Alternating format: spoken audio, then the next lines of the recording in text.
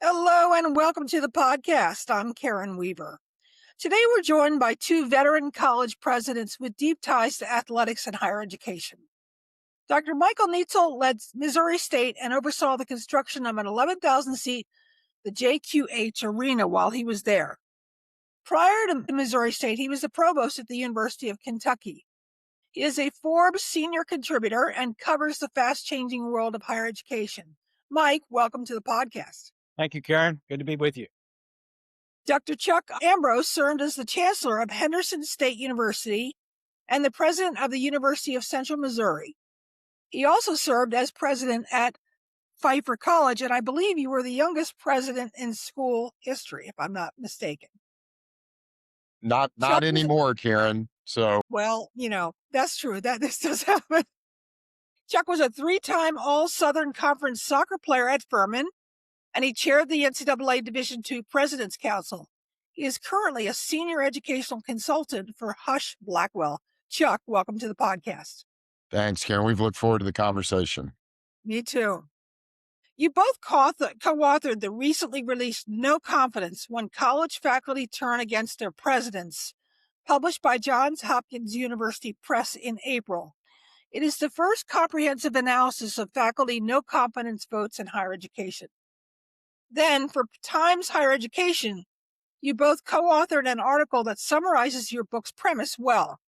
Most no-confidence votes result not from a single episode or conflict, but from a mixed stew of faculty disaffection with a president, often expressed in terms of failed leadership, poor communication, a toxic environment, or low morale.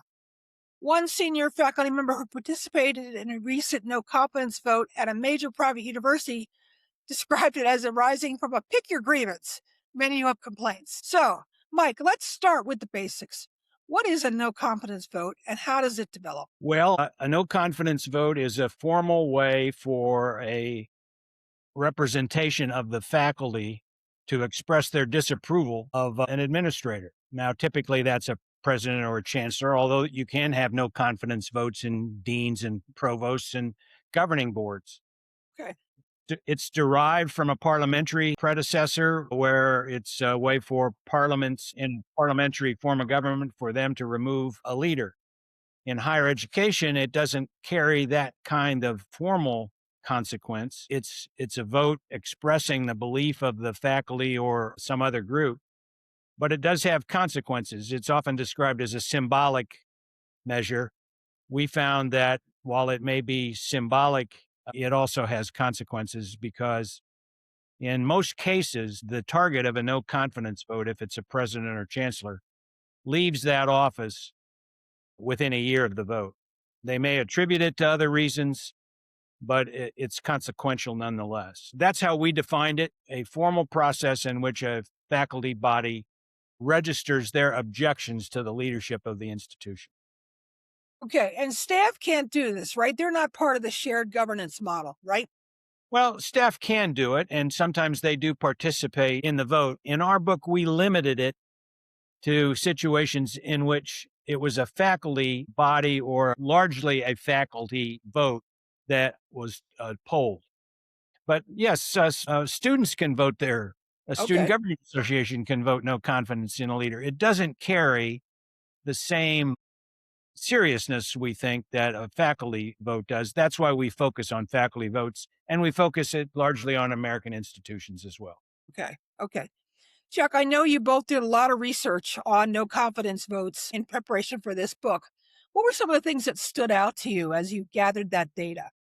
Yeah, it's a great question, Karen, because I think Mike and I both, maybe with cumulative years of, 3 decades and beyond of being presidents, we somewhat wanted to remove a little bit of our bias, right? Because from a leadership standpoint, many people will minimize them or even wear them as a badge of honor to say, hey, if you're not making decisions that people have some contention with, perhaps you're not getting the job done, right? So that's not the perspective, that we, let's say, started with. It's not the way Mike and I ever thought about leading our institutions.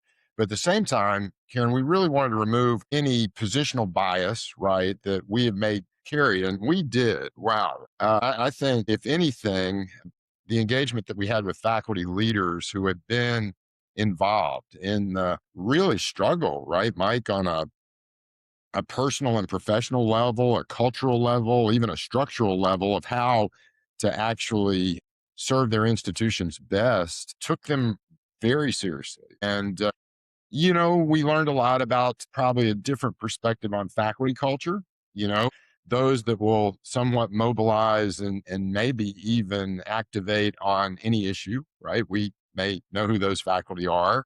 Those that sincerely believe, right, that the heart of the institution's in struggle. So, we must act. Those that really want to put their heads down and just do their jobs. And perhaps some that just out of fear of retaliation and some of the things that campuses can again politicize around, we're very hesitant. We had one resource term them ritualized dramas, and that again, we learned a lot from thinking about it from the faculty perspective. And then, Karen, we got such a rich set of dialogues with some extraordinary leaders. Gordon Gee. I think one of my favorite quotes was Brian Rosenberg, who said, I know no confidence vote is not a vote in the confidence towards a leader. It's actually a vote of no confidence in higher education, right? Right. Because we've fractured so desperately. So I think, and I credit Mike, because when you have a co-author, there's always this balance, right, of Yeah. perspective and the give and take.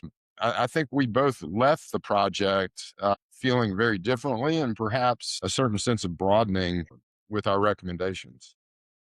So one thing, Karen, I would add to that is we did discover that votes of no confidence appear to be on the increase. They're happening more often, particularly in the last 5 years. We've seen an acceleration in them. You have some of them are an outgrowth of how a leader managed campus crises like the COVID pandemic or campus protests that broke out over the war in Gaza.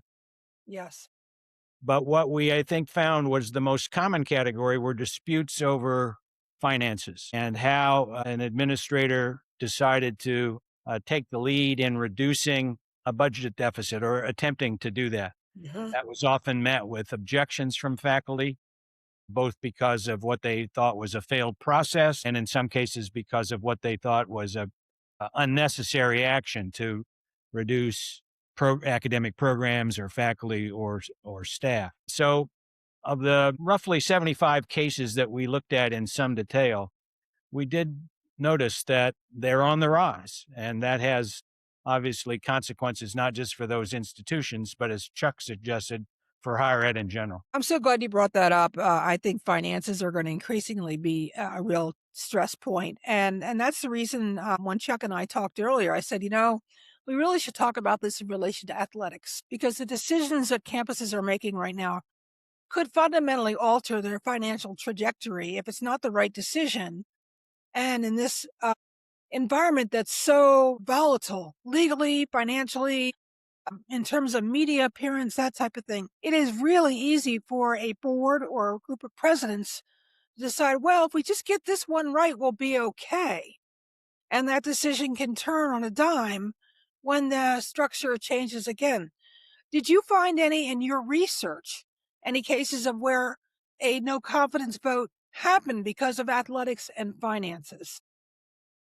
Well, we did find some cases in which the priority that a president gave to athletics was a source of contention with the faculty and was one of maybe multiple factors that led to the faculty decision to take the no confidence vote and to vote against the leader.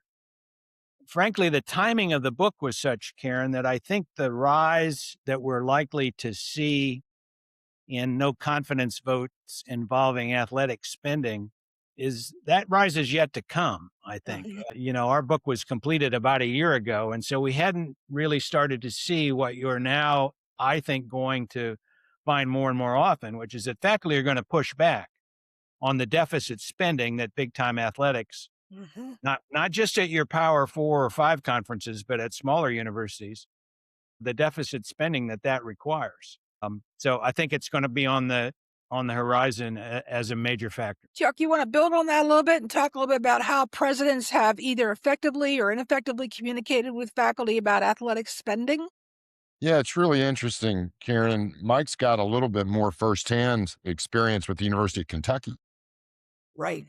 And you asked about, a specific kind of set of circumstances. I think one of the trends that's going to be fascinating, and I go back to Holden Thorpe when he was at Chapel Hill, and kind of one of the more public admissions, right, that presidents and chancellors may not have as much say in intercollegiate athletics as sometimes we attribute, right? That matter of fact, you have these conversations, Karen, on a regular basis with boards and Yeah. presidents. I think we may have a trend showing where those no confidence votes actually turn towards boards when, LLCs and venture capital and Yes. how much further removed can we put a faculty from a legal structure that's funded, by venture capital, right? I mean, you know, but at the same time, as Mike said, those state appropriated institutions are having a hard time seeing the potential of federal changes and everything from financial aid to overhead cost recovery. So Mhm. budgets are becoming strained, and as you and I have talked, when there's no rules and it doesn't seem like spending caps even matter, boy, that's escalating quite quick. Absolutely. Mike, go ahead. Well, you have had recently at the University of Kansas a no confidence vote that Yes. was related to athletic spending. Chuck alluded to the University of Kentucky. That's an interesting situation there because Yes. the no confidence sentiment appears to be coming at this point, not just from the faculty, but from the governor of Kentucky, Yeah, it's true. who True. expressed real concern about oversight of actually several aspects of the university, but UK carved out the funding and the oversight of athletics, making it more private. That's right. And as part of that, the outgoing athletic director was offered a significant package for extended employment, $1 million. The governor took such exception to that Mitch Barnhart, the person in question, decided not to accept it. But the governor put the University of Kentucky on notice, basically, that I'm watching you Yes.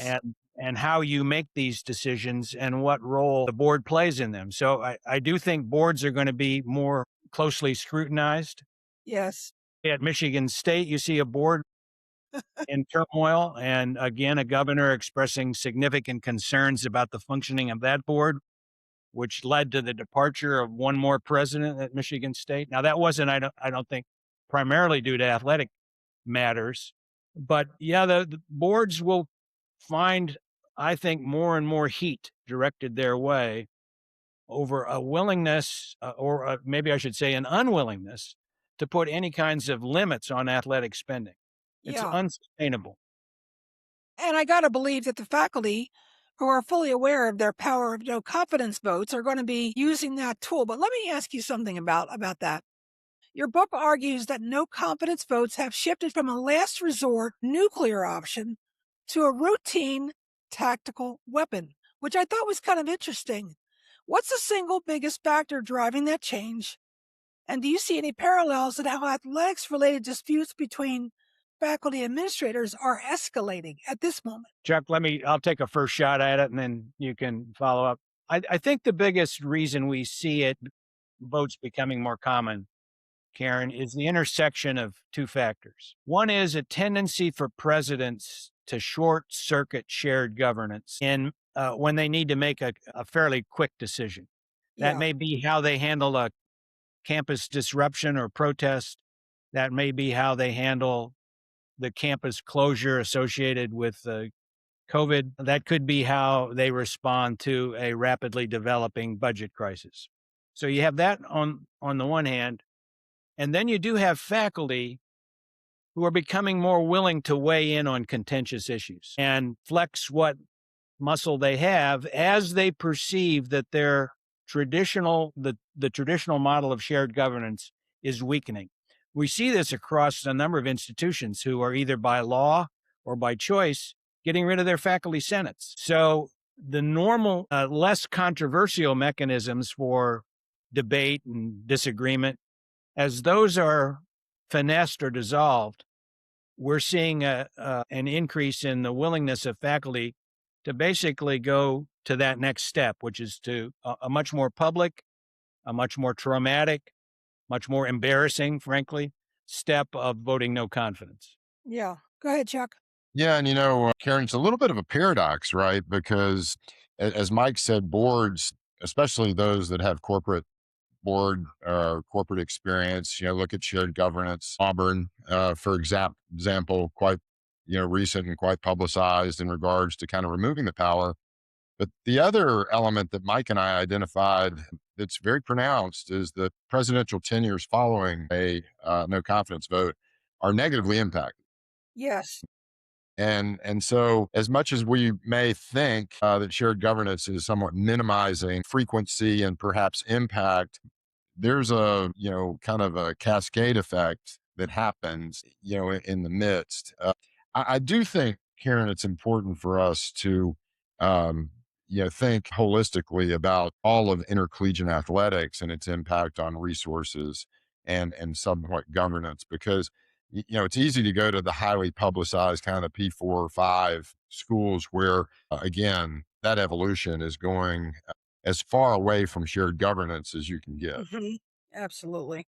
While at the same time, I have a huge, not just experience, but commitment to the collegiate model at divisions 2 and 3, and of course the enrollment driven model for the NAIA. But, right now within, you know, kind of the financial viability, one of the markers that people point to is that if you've got over 70% of your undergraduate enrollment on a small campus, athletes, chances are, and most presidents wouldn't quite say it this strongly, you're paying them to go to school instead of them paying you. Yes. Yes.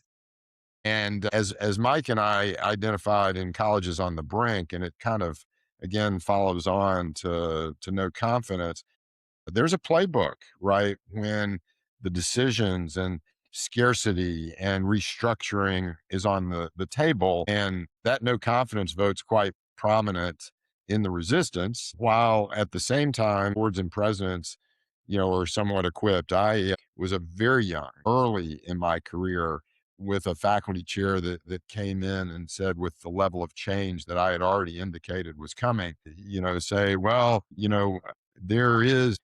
there always could be a no confidence vote. And I said, Right. well, the way our enrollment's going, somebody's voting no confidence in us as a campus, right? So we better consider what all that means. So it it has always loomed, for campus culture. But today, again, this is a little extraordinary inflection for governance. For the listener who doesn't know about Auburn, Chuck, give us a quick, because that just happened, I think, a few days ago. What happened with Auburn? Well, Auburn's had such an interesting governance history, right? In terms of, there were some SACS findings back in the day that accreditation was at risk because of resource allocation and leadership decision making, lack of shared governance. And in this case, I guess the board just decided to flip the model and basically remove governance autonomy or what would have been truly kind of shared delegation of roles away from the faculty, even in curriculum, which, Mike, there was always a delegation of roles that we would have just assumed, right? That they were givens, and one was always, Karen, faculty own the curriculum. Right. But I think this move by the Auburn board basically says, well, that's not the case anymore. Yeah. I think what's really significant about the Auburn situation is, to put it simply, they didn't have to do this. The the law that was passed in Alabama required the dissolving of faculty senates at public institutions, except for Auburn and the University of Alabama. So the board's decision was one of anticipatory submission. It was not legally required for them to dissolve their faculty senate and to assert much more control themselves over curriculum and hiring and those kinds of things, which, as we suggest in the book, if shared governance has any sort of real meaning, deferring to faculty opinions about curriculum is one of the important ways to demonstrate that. Now, Yeah. it doesn't mean that that's necessarily the final word, but there should be a pretty good reason for not having it be the final word on curricular matters. So I see the Auburn move as a really significant one. We're seeing it at other institutions as well. They're going farther than the law requires in an attempt, I think, to satisfy some of the outside voices that are criticizing higher ed these days. So let's shift a little bit. College athletics budgets are under enormous pressure to find more money, to find more money, to find more money. And faculty are increasingly scrutinizing how athletic spending is prioritized over academic needs. From both of your experiences on both sides of this tension, how does the president make the case for a major athletics investment? For example, like you did, Mike, like a new arena, without inviting a no confidence vote or crisis. Well, I think it's going to be increasingly difficult for good reasons. It's seldom the case that upgrading your athletic facilities or programs is revenue neutral. It costs you money. Yeah. In the case of the arena in Missouri State, we had a commitment for about half of the cost of that arena, which at the time was $67 million, I think, to be paid for from a private donor, Mr. John Hugh Hammonds, who's the largest gift we'd ever received. But you still take on debt. When you do it, you still take on the costs of operating the arena. The university has been able to do that with some refinancing and additional financial support. But I think it's going to be harder and harder to make it work financially.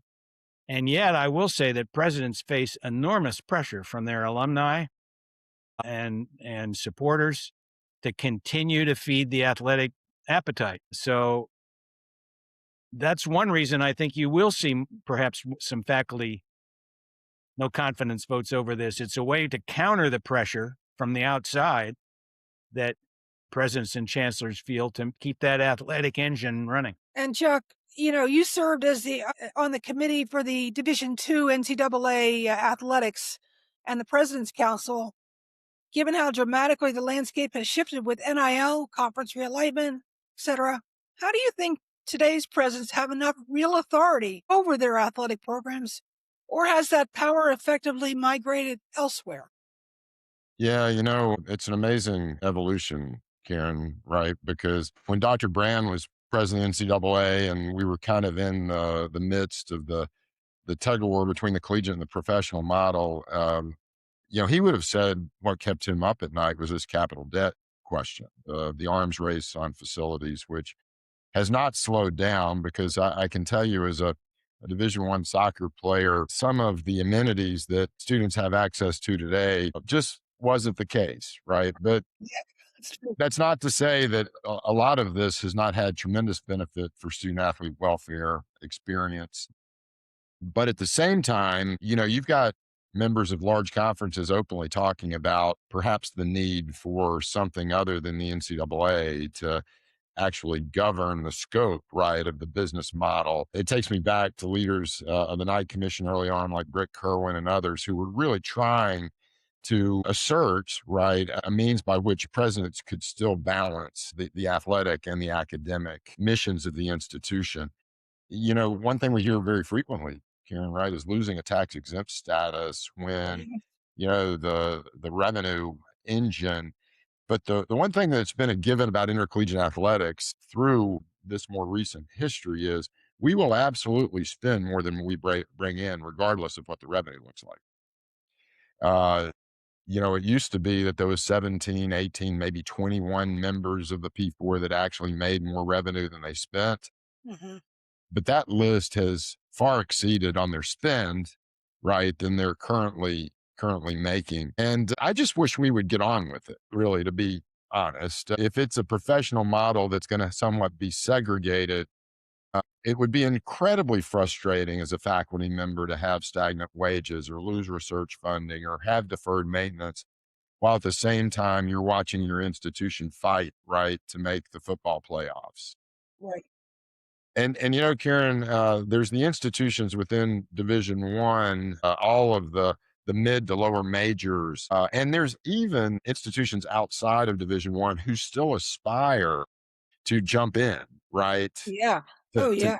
to get a piece of the pie. That's where my sense of maybe raising the hand and saying, maybe we ought to take a look at this, or perhaps the fact that you've spin us into losing, our financial ratings, or perhaps having to spend a larger portion of our endowment.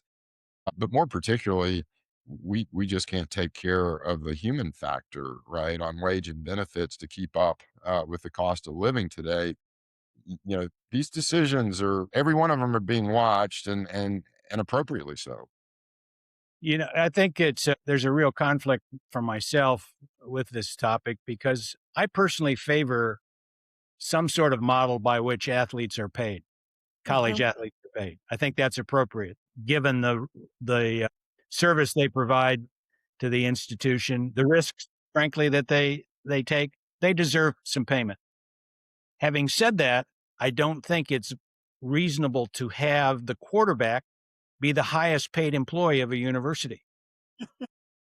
I know it's in at some SEC schools, the minimum NIL for anybody on the football team is now $50,000. That is just not going to be sustainable. So, how that shakes out, whether it's going to be through Congress, there's some interest in a bill that is working its way through Congress. I personally am skeptical about whether it solves the problems. We do need to find a way to compensate athletes fairly, but also reasonably. Yeah, for sure. Mike, to build on that, I would imagine that a lot of faculty, if they're looking at this constraints that you've talked about in terms of wages, benefits, I know of some schools in the Philadelphia area that basically told their employees they're not getting their benefits for the next 6 months because they have to close a deficit in the university's budget. Would you imagine that they're getting frustrated with the lack of action by presidents on behalf of their institutions to try to at least get ahead of some of these changes? Or do you think they're okay with just the hand wringing and say, please, Congress, fix it? I think there's a tendency to speak with a forked tongue on this, which is that faculty do want these budget problems solved. They tend not to want them to be solved as a result of cutting academic programs. Yeah, Inflation. The problem you have is we can talk about the cost of athletics. We can talk about the cost of student services and maintenance and repair. But at most institutions, 70% of the budget is in compensation for faculty and staff. So if you're going to take a serious look at cutting a budget shortfall, it's pretty hard to do it and not take some kind of whack at how many people you employ and what you pay them. yeah, That's the brutal part of this. And that's where the faculty desire for these budget problems to be addressed meets the reality that doing so involves actions that they don't really want to see happen. right. Because of the imbalance. That's right. Chuck, what do you think? I mean, do you think faculty are sitting back saying, why can't you all figure this out with athletics? We keep spending more money than we have. Well, no doubt. And if there's one common thread over three presidencies in 23 years, the faculty want to see not just shared governments, but shared pain, right? If Yeah, you're going to do it to us, I think if there was a common concern in resource allocation, regardless, good times and bad, then equal, right? Having some degree of shared was top of mind. And, Karen, this is just not going to end well, right? Because some of our tendencies in athletics are very similar to academics. We have less students, we're generating less net tuition revenue. But at the same time, our expenses continue to go up. And that's where the kind of the accumulated, as Mike and I talk a lot about, that this builds up over time. And, as a president of a small college, when we started really leveraging aid and leveraging athletic aid, we knew it was almost every financial aid package that we offered, Karen, was critical, right? Because you didn't want to over award. You hear a lot about stacking financial aid, combining it with merit and need based. But When Publix started discounting, when Publix started offering in-state tuition to out-of-state, you know, our ability to generate revenue just continued, right, to diminish. And here's where we find ourselves. We spoke to one very strong faculty voice who do she does not believe that we can fix this without bargaining. The faculty have to be organized to the level to actually have a degree of contractual obligations to how we allocate. And given where we are with the demands and the resources, I really can't disagree with it. Yeah. Yeah. So I have a final question for each of you. At a moment where many schools are still facing financial stress, and I'm not sure how some of them are going to get out of it, and yet they want to be successful in athletics because the alumni want it, the students want it, it helps with campus spirit, but the faculty senate is restless about all kinds of things. What's the one thing presidents should do first in trying to address this disconnect? Well, I've got a very simple answer to that, Karen, and that's just tell the truth, right? Be transparent, have a degree of what the expected outcomes are for the investments made across a campus. Probably involve faculty engagement, which some campuses do quite well with their athletes and with their students. But at the same time, I think if you aren't open and there's suspicion that again, resources are allocated on some imbalance between what's important, then you've just started the clock on the kinds of stewardship that the entire campus is looking for. So, Mike, I'd say transparency was up top of my list. It would be on mine. I think the other that I would put up there, Karen, is that presidents need to build a budgeting and priority setting process on campus that involves real faculty input. You can't, Yeah. don't wait for a crisis. Develop an approach to budgeting, which is as open book as you can make it, and that routinely involves faculty participation, rather than springing it on them as a very undesirable disclosure that here's the financial hole that we're in. So I would put a real emphasis on that process. Now, some campuses do that already, and they do it, I think, pretty well. But in other cases, faculty involvement in budgeting is treated as an afterthought, as kind of a nuisance. And when you do that, you'll discover bigger nuisances in terms of faculty rebelling against it. So I think that that's important.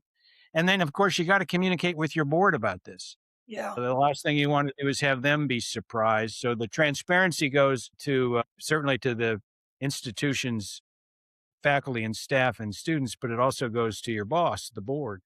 Uh, and some boards really don't have a lot of expertise on them, to be honest, about the finances of higher education. That takes some time Sure. to build. So I would recommend that as well. Chuck, did you want to say one last thing? Well, just Mike stimulated a thought that most presidents don't have a lot of athletic acumen either, and that's why the work you do, Karen, and I would say that they perhaps are a little bit more tuned in. But the reality is, and I'm not going to divulge names, but I've heard more than one board of governors chair that's come out of a major institution saying, "I never knew athletics was so complex." Yeah. No, it doesn't surprise me as I've taught at Penn in the doctoral program for over 16 years now. That's the common response I get to after my athletics class. I had no idea it was this complicated.